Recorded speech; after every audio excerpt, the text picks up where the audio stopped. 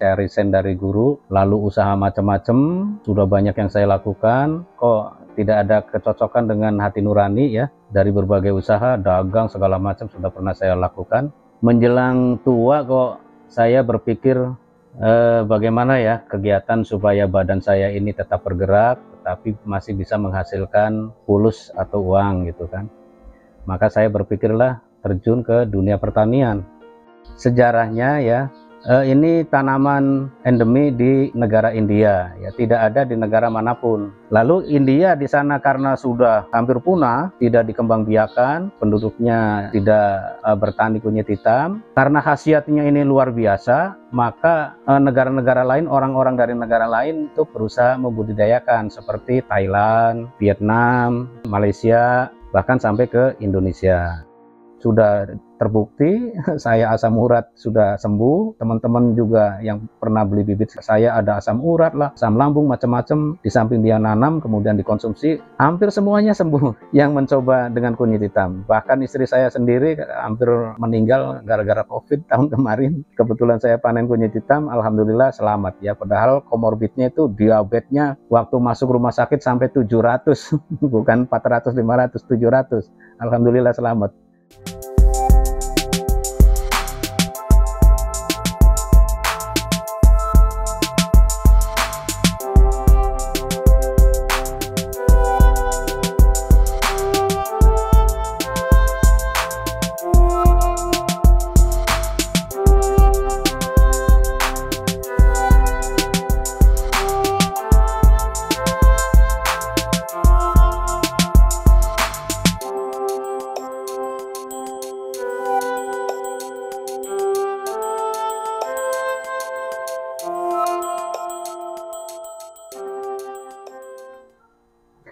Bismillahirrahmanirrahim. Assalamualaikum warahmatullahi wabarakatuh. Perkenalkan, saya Anto, petani kunyit hitam yang berdomisili di Kota Depok, Jawa Barat.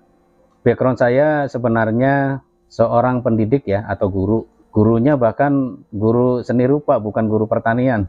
Ngajar terakhir di sana di sebuah sekolah di Jakarta Utara ya. Yayasan Islam yang cukup bonafit di Jakarta Utara. Saya resign dari guru, lalu usaha macam-macam, sudah banyak yang saya lakukan, kok tidak ada kecocokan dengan hati nurani ya. Dari berbagai usaha, dagang, segala macam sudah pernah saya lakukan.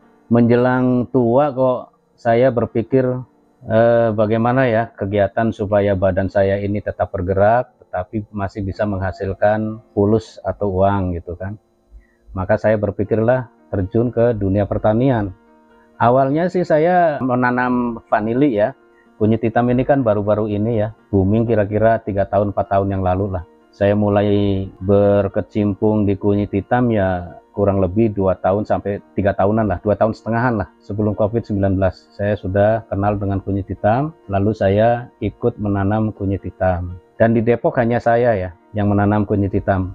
Mungkin akhir-akhir ini sudah ada beberapa orang yang sudah menanam karena sudah beli bibit ke saya ya, ada beberapa orang di Depok. Selebihnya sih di berbagai daerah ya, bahkan di luar pulau. Dari Aceh sampai Papua sudah pernah ada yang beli bibit ke saya. Jadi kunyit hitam ini mudah-mudahan sudah menyebar ke seluruh Indonesia. Karena setiap orang yang beli bibit ke saya catat di buku ya. Saya lihat itu di catatan sudah 350 orang yang pernah beli bibit saya ke seluruh Indonesia ya, dari Aceh sampai Papua. Kunyit atau kunir hitam merupakan tanaman yang sangat langka. Namun banyak khasiat yang terkandung di dalamnya. Kunyit hitam merupakan salah satu kelompok tanaman yang memiliki nama latin Curcuma caesia. Bentuk kunyit hitam sama seperti kunyit biasa. Namun, rimpangnya berwarna hitam gelap jika sudah matang. Kunyit hitam berasal dari negara India. Di sana dijadikan sebagai tanaman obat tradisional. Namun sayang sekali tanaman ini jarang sekali ditemukan. Di Indonesia, budidaya tanaman kunyit hitam sangatlah sedikit. Padahal tanaman ini sangat dicari terutama dalam industri obat-obatan. Kandungan yang dimiliki tanaman ini sangatlah beragam, seperti memiliki kandungan kurkumin, desmethoxycurcumin, dan bis-desmethoxycurcumin.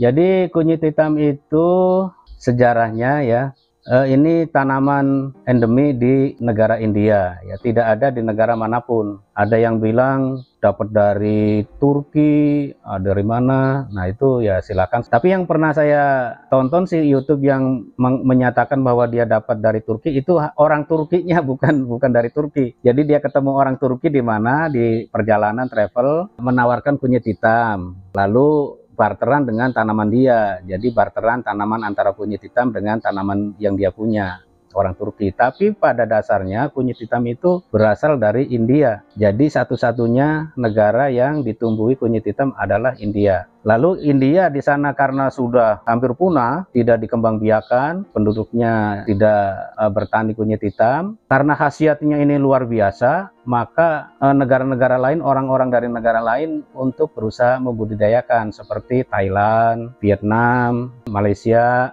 bahkan sampai ke Indonesia. Kunyit hitam ini termasuk tanaman herbal ya. Di berbagai literatur yang saya baca, bahkan sudah saya rasakan sendiri untuk diri saya, istri saya, bahkan teman-teman yang sudah pernah beli rimpang ke saya dengan penyakit-penyakit yang dialaminya masing-masing, itu manfaatnya sangat banyak sekali ya, terutama penyakit yang berat-berat seperti kolesterol, asam urat, diabetes, darah tinggi, stroke, kanker, peradangan, baik peradangan usus maupun peradangan paru-paru, TBC, dan lain sebagainya. Spesifiknya sih sebenarnya kunyit hitam ini untuk mengencerkan darah ya. Jadi kalau kita konsumsi herbal kunyit hitam, maka darah kita akan encer. Kalau darah kita encer, sirkulasinya akan lancar, semacam darah tinggi, darah kental itu akan terbebas dengan sendirinya. Nah, karena manfaatnya sangat luar biasa, maka boominglah kunyit hitam masuk ke Indonesia. Pertama sih ke Thailand dulu ya, nah, Thailand terus Malaysia. Bahkan di Malaysia sudah ada pabrik herbalnya khusus kunyit hitam. Thailand juga sudah ada. Nah, di Indonesia terus terang belum ada. Jadi sekarang ini orang-orang Indonesia masih dalam tahap pembibitan.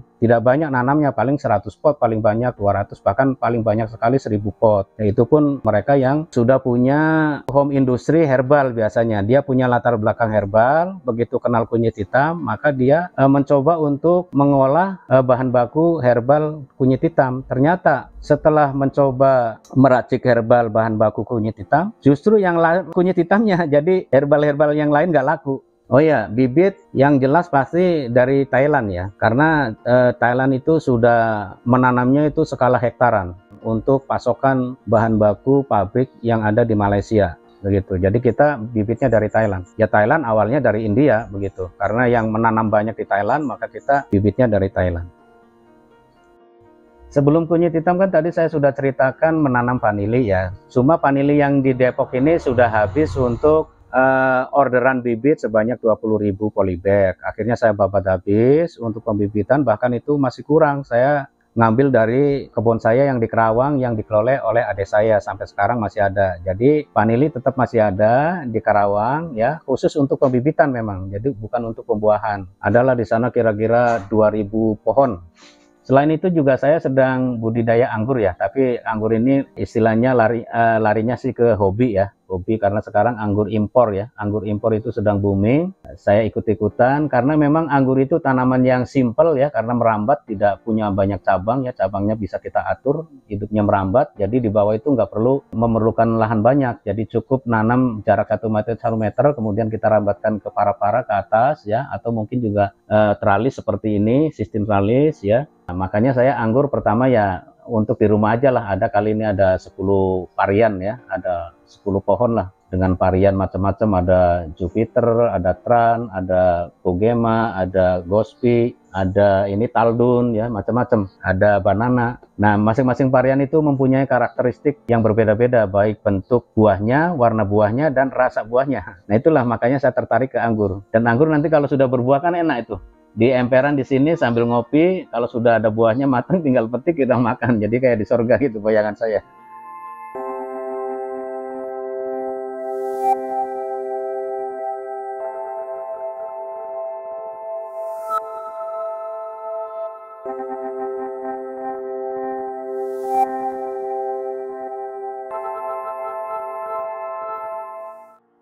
Awalnya saya menanam kunyit hitam ini hanya di polybag ya, atau di pot. hanya beberapa saja. Awal sih saya beli bibit cuma 1 on, dapatlah 12 polybag atau 12 pot. Tapi karena waktu itu saya baru nyemeh numbuh 12 polybag, baru polybag kecil, nyemeh dari rimpang, numbuh 2 daun, saya pamer-pamer di Facebook, ada ibu-ibu yang ngiler, nggak tahu kenapa. Dia bilang dijual apa enggak? Ya dijual, saya bilang. Ya kalau dijual saya beli, Pak. Oh, boleh, butuh berapa pohon? Saya butuh 20 pohon aja. Nah, padahal yang ada cuma 12. Akhirnya ya terpaksa saya bilang, ini tinggal 12 pohon, Bu, bagaimana? Ya nggak apa-apa, nanti yang lain menyusul nggak apa-apa. Oke lah kalau begitu. Maka yang 12 saya kirim, kekurangannya baru nyemeh lagi. Saya tertarik budidaya kunyit hitam juga begini ya. Kunyit hitam itu tidak memerlukan lahan luas, tapi hasilnya cukup lumayan ya. Karena harganya saat ini nih masih di angka, saya jual bibitnya masih di angka 2,5 juta per kilo ya. Nah, kalau dulu-dulu awal masuk sih 5 juta, 6 juta ya. Waktu saya beli bibit di angka 3,5 juta sampai 4 juta. Tapi saya dapat tempat yang murah cuma 3,5 juta, itu 3 tahun yang lalu lah. Nah, makanya sekarang ya agak turun-turun, sekarang saya menjualnya 2,5 juta. Jadi begitu, karena harganya mahal, tidak perlu nanam banyak-banyak, cukup di emperan, pakai pot atau polybag. Karena saya permintaan bibit banyak ya, dari kebun sendiri pasti nggak bisa mencukupi karena nanam kan sampai 1 tahun ya untuk bibit ya, bahkan 1,5 tahun lah bagusnya. Makanya nggak mungkin saya nungguin panen sendiri dijual. Saya selalu beli ke teman-teman yang sudah panen. Kalau nggak ada di dalam ya kita impor dari Thailand gitu. Jadi ternyata di Indonesia masih belum bisa untuk memenuhi bibit saja, masih belum bisa. Karena kunyit hitam kan panennya untuk bibit 1 tahun lebih. Syukur-syukur 2 tahun itu sangat bagus sekali ya. Makin tua makin bagus untuk bibit. Untuk lahan saya sendiri ada di sana, tadi sudah ke lahan, kurang lebih lahannya cuma 150 meter persegi. Itu saya tanami kurang lebih ada 900 pohon lebih. Ya, 900 pohon nanti akan menjadi sebuah rumpun kunyit hitam. Ya, nanti itu kan kalau sudah 10 bulan, 1 tahun bisa menjadi puluhan pohon ya, bahkan bisa 50 pohon. Saya pernah dulu waktu panen pertama itu sampai 50 pohon. Kalau 50 pohon nanti hasilnya itu akan mencapai minimal 3 sampai 5 on ya. Tapi rata-rata 3, 4 yang 5 on jarang lah. Kecuali kalau pupuknya bagus ya, setiap minggu kita pupuk terus, nah itu baru bisa mencapai 5 on. Kalau menanam sekaligus banyak, bisa iya biayanya besar karena bibitnya masih mahal, sekilo paling murah 2,5 juta. Tapi kalau nanamnya bertahap, kita cukup beli bibit 1 kilo saja. Nggak usah banyak-banyak, sekilo 2,5 juta kan. Lahan kita banyak nih, sudah ada berapa hektar, apa 1 hektar, apa 2 hektar. Tapi kita beli bibitnya sekilo dulu, kita semai dulu. Sekilo kan nanti dapatnya sekitar antara 150 sampai 200 bibit nanti dipotek-potek ya, rimpangnya itu dipotek-potek. Nah ini contohnya nih, rimpang kan begini. Nah ini kan rimpang terdiri dari umbi-umbi yang ada bonggol-bonggolnya, ruas-ruasnya. Satu rumpun ini seperti ini nih, ini yang kecilnya ya, nanti ada yang besarnya. Nah ini umpamanya yang besarnya begini nih. Ini ada beberapa ruas ini, nanti kita potek satu-satu. Ini nggak ada 1 on, ini dapat 20-an lebih nih, kita potek-potek. Atau kita semai dulu, nanti nongol tunas, setelah nongol tunas kita potek-potek sesuai tunas. Nah jadi nanti ada istilah split nanti dalam pembibitan.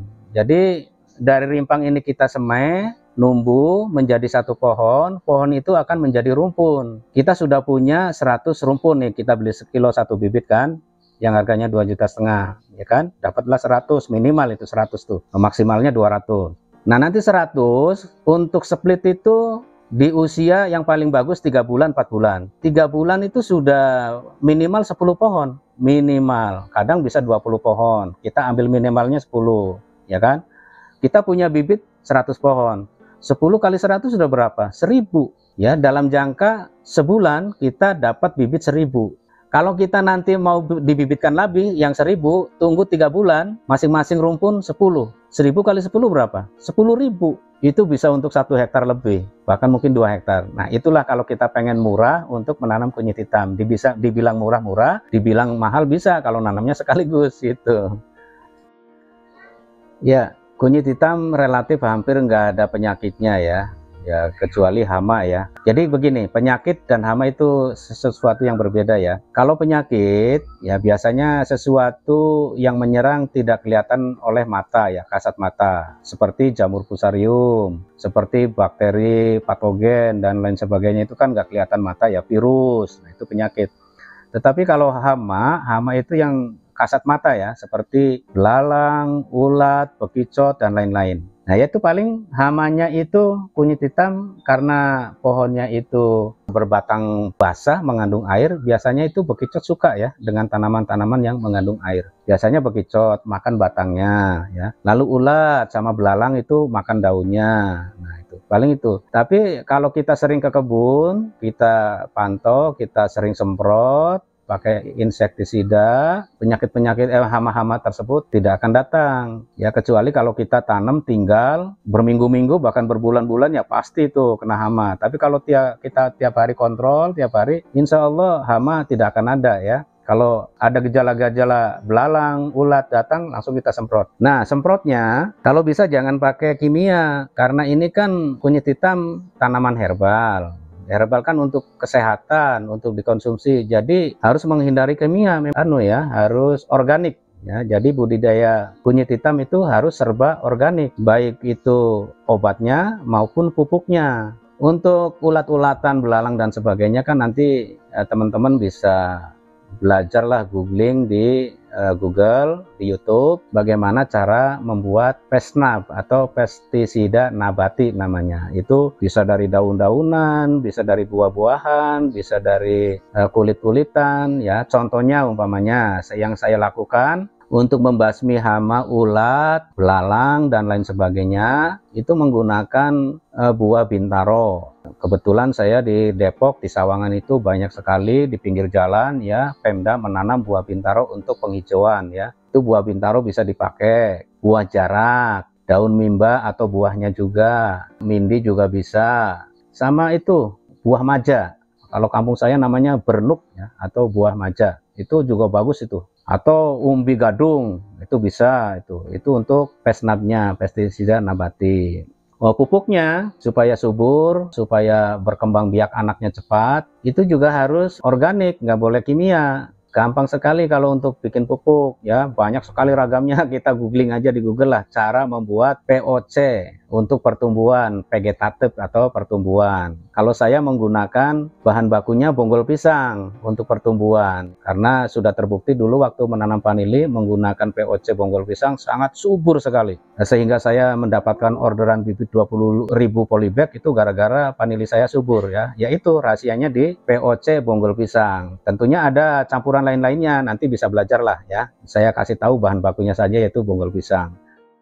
Untuk hasil panennya, jadi untuk sementara terus terang karena belum ada pengupulnya di Indonesia, karena belum ada pabriknya, tapi saya kemarin sudah 2 kali didatengin oleh perwakilan calon investor ya, yang katanya mau bikin pabrik di Indonesia. Baru kemarin telepon lagi, ada permintaan untuk dia eksportir khusus untuk rempah-rempah ya. Dia juga tertarik karena kunyit hitam sudah booming di Indonesia, tertarik untuk ekspor ke Malaysia dan Thailand. Padahal di sana sudah banyak petani menang, tapi dia mau coba ke sana karena di sana sudah ada pabriknya.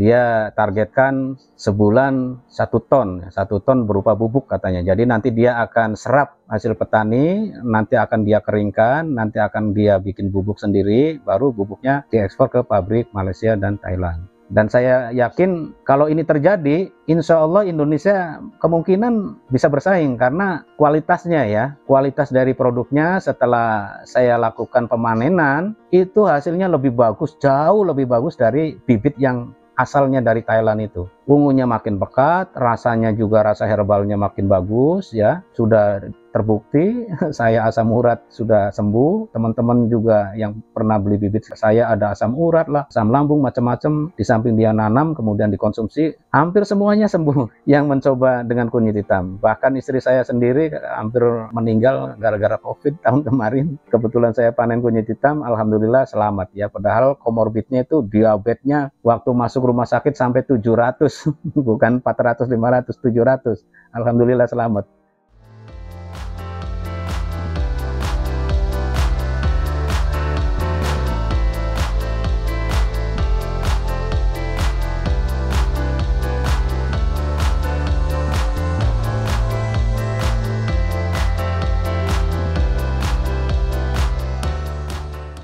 Rencana ke depan, saya terus akan mengembangkan kunyit hitam ini skala besar ya, karena itu tadi sudah ada calon investor untuk membuat pabrik kunyit hitam. Jadi untuk jaga-jaga itu, saya rencana memang mau mengembangkan kunyit hitam ini ke Bengkulu ya. Saya sudah ada lahan di sana, ada kurang lebih 7 hektar, tapi bukan kunyit hitam semua. Jadi nanti ada kunyit hitam, ada komoditas yang lain lah.